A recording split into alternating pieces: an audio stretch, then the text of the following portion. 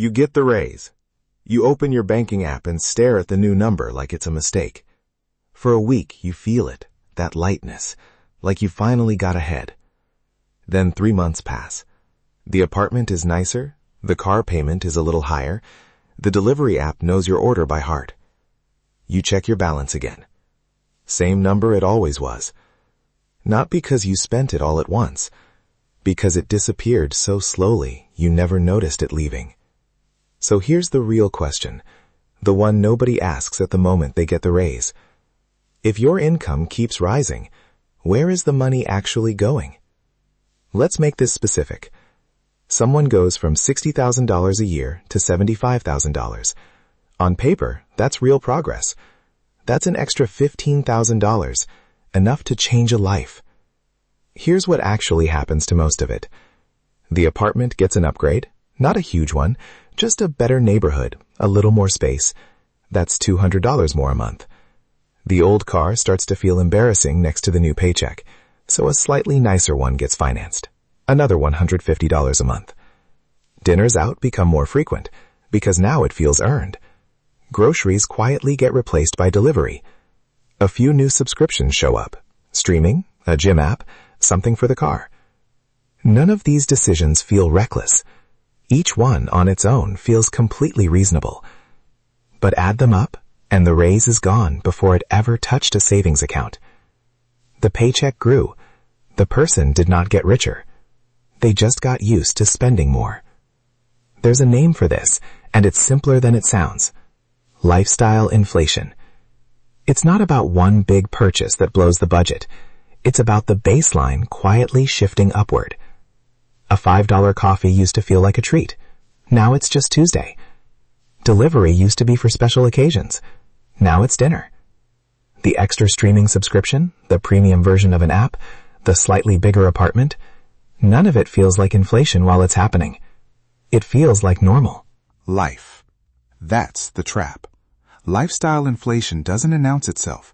It just becomes the new normal, one small upgrade at a time, until the income and the spending are moving at exactly the same speed. And once something becomes normal, going back to the old version doesn't feel like saving money anymore. It feels like losing something.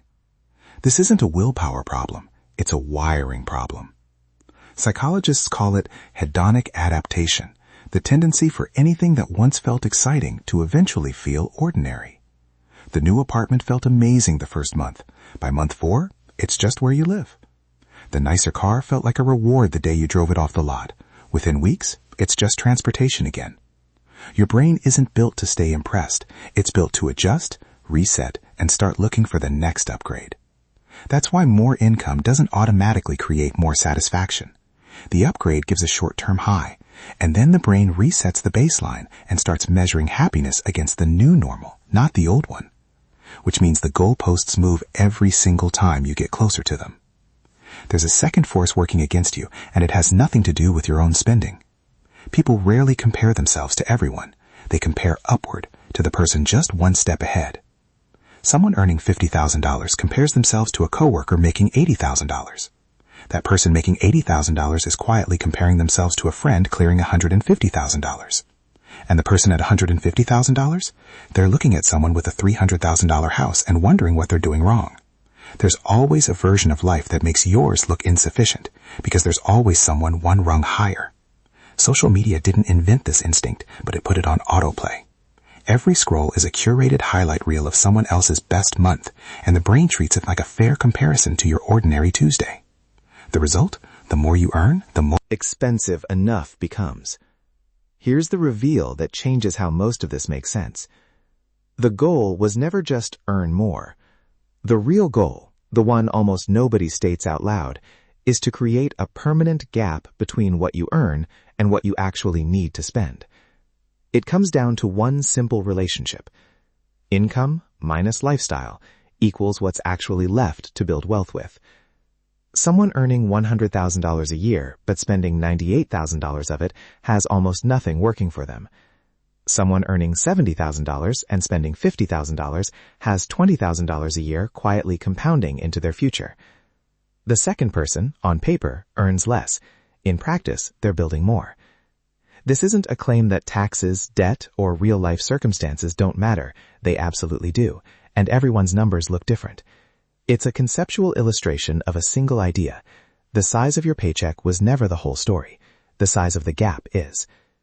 People who successfully build wealth over time tend to share a few habits, not because they're smarter, but because they protect that gap on purpose. They don't let every raise turn into an automatic lifestyle upgrade. They automate saving and investing before the money has a chance to feel extra. They're cautious about turning a temporary income bump into a permanent monthly obligation, because a raise can disappear, but a new car payment doesn't. They separate wanting something from being able to comfortably afford its recurring cost, month after month, indefinitely. And critically, they let income growth compound into assets, instead of letting it evaporate into upgrades. None of this requires earning a fortune. It requires protecting the space between what comes in and what goes out. Here's a simple framework to apply the next time income changes. Rule 1. When income rises, don't upgrade everything at once. Let a raise sit for a month before making new financial commitments around it. Rule 2. Turn part of every raise into automatic wealth building. Before lifestyle catches up, redirect a percentage of any increase straight into savings or investments, automatically, so it never has the chance to feel like extra spending money. Rule 3. Judge purchases by their recurring cost, not their price tag. A $40,000 car isn't a $40,000 decision. It's a decision about the payment, the insurance, and the maintenance you're signing up for every month for years. None of these rules require earning more. They just require protecting what you already have. The raise was real. The paycheck did increase. But that was never actually the question that mattered. The real question was always, how much of what you earn actually stays yours? Because income can rise for years, and if the gap never grows with it, the bank balance stays exactly where it started. Wealth isn't built by the size of the number that arrives. It's built by the size of the gap it leaves behind.